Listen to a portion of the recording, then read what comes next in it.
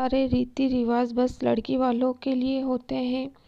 बहू, तूने देखा मुन्ना के ऊपर के दांत आ रहे हैं? विमला जी चिंतित होते हुए बोली।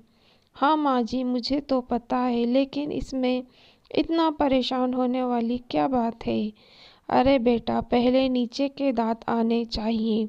बड़े बूढ़े कहते हैं कि बच्चे के ऊपर के दांत आना अशुभ होता है। ऐसा बच्चा अपने मामा और नाना पर भारी होता है और घर में तकलीफ़ों का पहाड़ खड़ा हो जाता है। शायद इसलिए आजकल तेरे मायके के हालात ठीक नहीं हैं। अब दांत हमारे हिसाब से तो आ नहीं सकते माँ। दांतों पर तो किसी का जोर चल नहीं सकता। नेचुरल प्रोसेस है, अब क्या ही कर सकते हैं। आप ज़्यादा मत सोचो, जैसा दांत आ रहा है आने दे। इस बात पर बहस करके कोई फ़ायदा नहीं है। ना जाने कैसा ज़माना आ गया है जो आजकल के बहुएं तर्क वितर्क करती हैं। एक हम थे जो सास की हर सही गलत बात चुप करके मान लेते थे।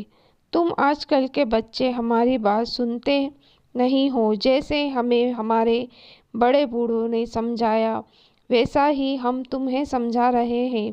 रीति रिवाजों का भी अपना महत्व होता है और इन्हें सही तरीके से निभाना ज़रूरी है। तुम तो जानती हो तुम्हारे मायके में कितनी दिक्कतें चलती रहती हैं। क्या पता ये सब इसलिए हो रहा हो। दांत तो अब अपने हिसाब से आते रहेंगे, लेकिन तुम अपने मन की तसल्ली के लिए एक उपाय कर सकती हो जिससे सब ठीक हो सकता है। अब समस्या है तो उसका समाधान भी तो है हमारे पास। समाधान? कैसा समाधान? अपने भाई से कहना कि बच्चे के लिए चांदी की कटोरी में कुछ मीठा भर के दे दे और मुन्ना के लिए सोने की चेन और पूरे परिवार के लिए कपड़ा मंगवा लेना। आभूषण, अन्न और वस्त्र दान करने से सब ठीक हो सकता है। इतना सुन मनीषा के चेहरे पर चिंता के भाव आ जाए। उससे के मुंह से कुछ ना निकला और वो अपने कमरे में चली गई। उसका भाई रवि अभी कॉलेज में पढ़ रहा था। उसके लिए इतना सब दे पाना मुश्किल था। घर में कमाने वाले केवल पिताजी थे जो प्राइवेट कंपनी में काम करते थे। बस इतनी तनख्वाह थी कि घर का गुजारा चल रहा था। लेकिन कुछ समय पहले उनकी तबीयत बिगड़ी तो उन्होंने काम पर जाना बंद कर दिया। रवि के कॉलेज की फीस का जुगाड़ तक नहीं हो पा रहा था। उसने अपने दोस्तों से पैसे उधार लेकर जैसे तैसे फीस भर दी और उसे उधार को चुकाने के लिए कॉलेज के बाद एक कोचिंग संस्थान में नौकरी करने लगा।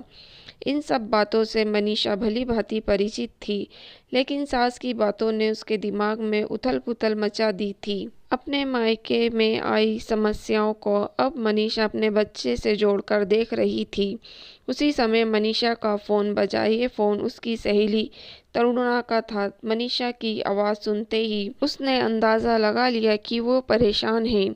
मनीषा ने उसे सब कुछ बताया तो वो हंस दी और बोली, क्या मनीषा कौन से ज़माने में जी रही है भला? ऐसा कौन सा घर है जिसमें मुसीबत नहीं आती? उसके लिए नन्ही सी जान के दांतों को दोष देना कहाँ तक ठीक है?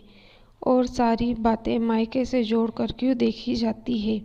ये सब मायके वालों से कुछ ना कुछ ऐंठने के बहाने हैं। जानबूझकर ऐसे रीति रिवाज बना दिए जाते हैं जिनसे लड़की वालों को लूटने का मौका मिलता रहे। वो सब तो ठीक है तरुणा, लेकिन माँ जी को कैसे समझाऊं? वो एक बार कुछ बोल देती है तो अपनी बात मनवा कर ही दम लेती है। और सच कहूँ तो मेरे मन में वहम घर कर गया है।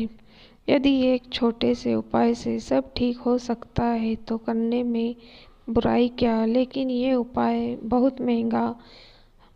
एक काम कर, स्टील की एक कटोरी में चीनी भर कर ले। ज़रूरी नहीं कि बर्तन चांदी का हो। सोने की पानी फ्री नकली चेन मंगवा ले और घर वाले एक आधी जोड़ी मुन्ना के या तेरे कपड़े दे सकते हैं तो ठीक, वरना माँ से कुछ पैसे भेज दे ताकि उन पैसों से वो सामान खरीद सकें और तुझे दे सकें। ठीक है तरुणा, ऐसा करती हूँ। इतना बोलकर मनीषा ने फ़ोन रख दिया। इसके बाद मनीषा ने अपनी माँ को फ़ोन किया और सारी बात अपनी माँ को समझा दी। माँ ने सामान के लिए तो हाँ कर ली, लेकिन मनीषा से पैसे लेने से साफ इनकार कर दिया। कुछ दिन बाद रवि एक स्टील की कटोरी में चीनी भर ले आया और चांदी की चेन पर सोने का पानी फिरा लाया और मुन्ना के लिए कपड़े भी ले आया। रवि को अचानक देख मानव थोड़ा हैरान था और जब उसे पता लगा कि मानव अपना कॉलेज से छुट्टी कर कर और खर्चा करके इतना सब लाया है तो उसे बहुत दुख हुआ। रवि के घर के हालात मानव को अच्छे से पता थे। ज़्यादा दुख उसे इस बात का था कि मनीषा ने बिना वजह रवि का खर्चा करवा दिया। जब रवि घर से जाने लगा तो मानव ने उसे कुछ पैसे दे दिए। रवि ने इनकार किया पर मानव के बार बार आग्रह करने पर रवि को वो पैसे लेना पड़े। मानव ने अपनी पत्नी और माँ को इस बात के लिए अच्छी खासी झाड़ लगाई, लेकिन मनीषा दुखी होने के बजाय खुश थी। भला ऐसा पति किसे अच्छा नहीं लगेगा जो बीवी के मायके वालों की मजबूरियां समझेगा। मनीषा आज खुद को बहुत भाग्यशाली महसूस कर रही थी। दोस्तों, हमारे समाज में एक दो नहीं, न जाने ऐसे कितने रीति रिवाज बना दिए हैं जो बेटी के माता पिता पर अनावश्यक बोझ डालते हैं। कई बार लड़की गरीब परिवार से होती है और माता पिता इतने सारे रीति रिवाज को निभा नहीं पाते। ऐसे में लड़की को ससुराल पक्ष से तीखी बातें सुननी पड़ती है।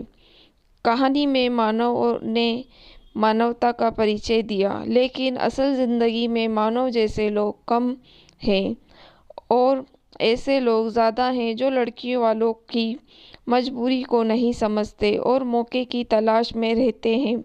किस बात पर लड़की वालों के सामने अपनी मांग रख सके, ये गलत है और हमें इस सोच को बदलना होगा और इसकी शुरुआत हमें अपने आप से और अपने परिवार से करनी होगी।